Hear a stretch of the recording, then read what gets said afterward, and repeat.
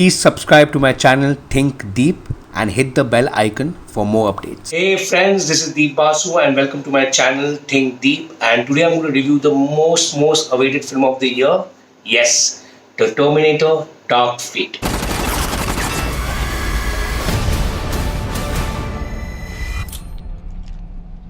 I'll be back.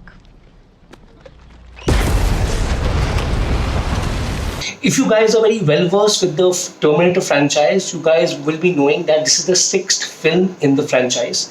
The first film, all of you know, was Terminator 1, the main Terminator, which was released in 1988. The second was Terminator 2, which was the Judgment Day, one of the best Terminator films in the series. Then we had The Rise of the Machines, we had Salvation, we had Terminator Genesis, which released, I think, few years ago. Now, after many years, we have the sixth installment, which is the Terminator Dark Fate. The good part about the sixth installment is that James Cameron is back and you can see his fingerprints all over the film. You must be asking me why James Cameron is back. What about the other films? Well, let me tell you, in the late 80s when James Cameron made Terminator, he was a very new film director. And that time, no one believed or had faith in him that he'll make a film like Terminator. He was a new filmmaker, so he sold the rights of Terminator for $1 to the producer of the Terminator series. And trust me, James Cameron still regrets why the hell did he sold the rights, because he was a new filmmaker, and just to get that opportunity, I think all my filmmaker friends will agree to this, that we need that opportunity. So even Mr. Cameron needed that opportunity, so he sold the rights, the creative rights of the film for $1 to the producer. And after Judgment Day, so various studios had the opportunity or had the access to make Terminator. Like Rise of the Machine was made by one studio, Genesis was made by one studio. So after 30 years, James Cameron finally gets back the rights of the film and he makes Terminator Dark Fate. Though James Cameron is not the director of the film has been directed by the talented Tim Miller, who is the director of Deadpool. But James Cameron is creatively involved and he has written the film. So Terminator The Dark Fate is a direct sequel to Terminator 2 The Judgment Day. Well, you must be asking me, what about The Rise of the Machine? What about Genesis? Well, the same question was asked to James Cameron, and he stated that Rise of the Machines, Genesis and Salvation took place in different timelines. So, but if you have to talk about a direct sequel right after Judgment Day, which was released in 1982, Terminator Dark Fate is the answer. So let me talk about the story. This, as I told you, this film is a direct sequel to the Judgment Day. So the movie begins in the year 1988 when Sarah Connor and her son John Connor, it's been 3 years after the Judgment Day, she has saved the world from Skynet. Skynet is an artificial intelligence and they create robots, and their only mission was to erase the human race. So as you have seen the Judgment Day, Sarah Connor and John Connor, with the help of T-800, Arnold Schwarzenegger, they wipe out Skynet permanently, so that in the future Skynet will not rise as a superpower. So Terminator The Last Fate begins in the year 1988. It's been 3 years after the Judgment Day. Sarah Connor and John Connor are in a beach. They are enjoying themselves, they are relaxing. Suddenly T-800, Arnold Schwarzenegger, appears from nowhere and kills John Connor. So that's the first scene. It's in the year 1988. And cut to, we are taken to 2020 in Mexico City. The entire film now takes place in the city Mexico, where we are introduced to a robo, Grace, who suddenly appears from nowhere. As you've seen Terminator 1 and 2, you will see all these robots, they fall from the sky. The same way, we are introduced to an augmented robo. She's half human and half robo, called Grace. On the other hand, we are introduced to the villain robo called Rev 9. If you remember T-1000, which was the Judgment, if you have Terminator Judgment Day 2, there was a robo shapeshifter like a Mercury T-1000. So similar like that, Rev 9. We introduced to Rev 9 also. The first few minutes, we introduced to two robos, Rev 9, which is a villain robo like T-1000, and Grace, who is a good robo, half human, half augmented, who is the savior. Grace is in Mexico to save a girl called Danny, and Rev 9 is in Mexico to kill and terminate the same girl called Danny. Danny is a 30-year-old girl in this film who is the main mission, who is the main protagonist of the film, just like Sarah Connor was the main protagonist in Terminator. 1, if you clearly remember. So Sarah Connor was the main protagonist of Terminator because she was giving birth to John Connor, who will in future become a superpower and erase the Skynet, the artificial intelligence, the entire group who are there to erase the human race. So that's why Sarah Connor was the main protagonist and she was a target of T-1000.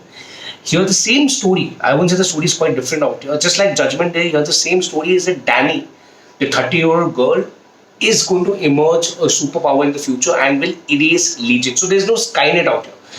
The only different fact is there's no Skynet. Skynet has been erased by Sarah Connor. Here there's a new group of robos, armed robos, military warfare robos called the Legion, just like Skynet, who's going to destroy all the human race in 2042. So Danny has to be erased and terminated by Rev 9 so that she doesn't emerge as a superpower and erase the entire Legion. Well, I'm sure you must be thinking that the story is pretty complex. Yes, the story is kind of technical and complex. It's not very different from the story of the Judgment Day.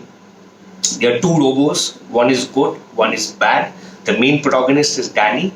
One is Rev 9 is to kill and terminate Danny, and Grace is to save Danny. So you must be asking me, why is Linda Hamilton back? Well, since all my film reviews are spoiler free, I won't give out much details. You need to watch the film. Well, you are right. Sarah Connor is back after 20 years.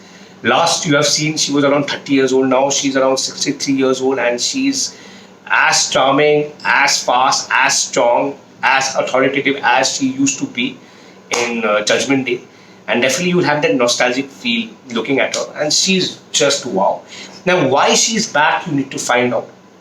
And yes, the last and final, the most awaited question, yes, Arnold Schwarzenegger is back. But I am back dialogue is not said by Arnold Schwarzenegger, surprisingly said by Sarah Connor. I'll be back. Anyways, Arnold Schwarzenegger does come back, but the only problem is Schwarzenegger is not Schwarzenegger in this film. When I was watching The Dark Fate yesterday, I was really waiting and hoping that I would get to see Arnold Schwarzenegger the way I saw him in Judgment Day or in Terminator 1. But sadly and unfortunately, Arnold is very docile, very quiet, and he's not the same T-800 he used to be. Yes, there are certain fight scenes and action sequences, but you will be disappointed. Well, I was disappointed. He doesn't have that same swag. He lacks that same presence, because mainly the film is focused more on Danny, Grace, and Rev 9. Though you will get to see few, funny sequences, and you will get to see a good chemistry between Sarah Connor and T-800 Arnold Schwarzenegger.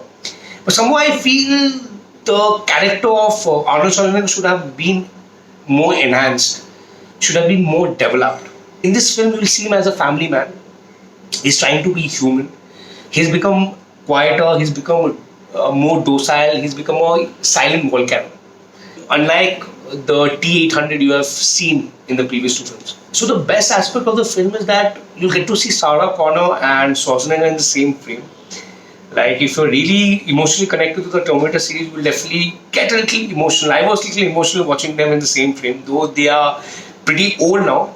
But that connect, I won't deny that connection you had with the Terminator series, you will feel the same connect here. And the second USP of the film is the action sequences. Definitely, there's no compromise as far as the action sequences are concerned. It's definitely at a different level and a different tangent. But somehow I feel Mr. Cameron could have told a different story here. Like, I don't see the plot or the storyline very different from Judgment Day. I was really expecting a different time zone, a different story, fresh characters. Though the characters are fresh, but overall the plot is very similar to Judgment Day. Like, in place of Sarah Connor, it's Danny and there are two robos. In place of Skynet, there's something called Legion, which has to be destroyed. So the future is secured for the humans. Since Mr. James Cameron has written the story, I really felt the story could have been a little more different. But nevertheless, the first half of the film is quite intriguing. At least the first half of the film is very intriguing and interesting. You will be edge of your seat and you will love it. Post intermission, the film really slows down. There are a lot of unwanted sequences. Do I feel the film has been edited and runtime is a good runtime? It's a duration of 2 hours 10 minutes only. And I believe the film was around 3 hours, and Mr. Cameron edited and made it to 2 hours 10 minutes. Beside the fact, I feel the second half could have been more interesting. Second half is quite a letdown. It becomes very slow, and the climax is really prolonged. I feel the film could have been smarter towards the end, and the ending is predictable. You will definitely, if you have seen Judgment, if you remember the ending of Judgment Day, the ending is quite similar here. Nevertheless, Terminator Dark Fate is quite a treat for all the hardcore fans of Terminator, but I still feel you guys are going to be disappointed because I was kind of disappointed. I was really expecting Dark Fate to surpass Judgment Day, but I'm not sure it's going to surpass, and I'm really not sure there's going to be a seventh version or a seventh sequel or a seventh installment. I feel this should be the last, and Terminator series should come to an end. It should be a final hasta la vista, baby. And this dialogue was not told in this film, so these two dialogues, I'm really surprised. I am back was not repeated here, and hasta la vista, baby was also not repeated. Do let me know your feedback, share your views in the comment box below, and let me know if you really agree with my analysis. Baki, overall, the film has all the ingredients of a Terminator film in terms of action, in terms of background score, and you get to hear that background score. You remember this? I'm unable to do it. The same background score of Terminator, you get to hear that again. So let me know how do you like the film. You can also get in touch with me on Instagram. My handle is Basu. On Twitter, Basu1. And of course, my YouTube channel, Think Basu. So please guys, if you like my content, please subscribe to my channel for more updates. I'll come back once again with a new movie, a new review. So for now, please go and watch Terminator and let me know. Goodbye.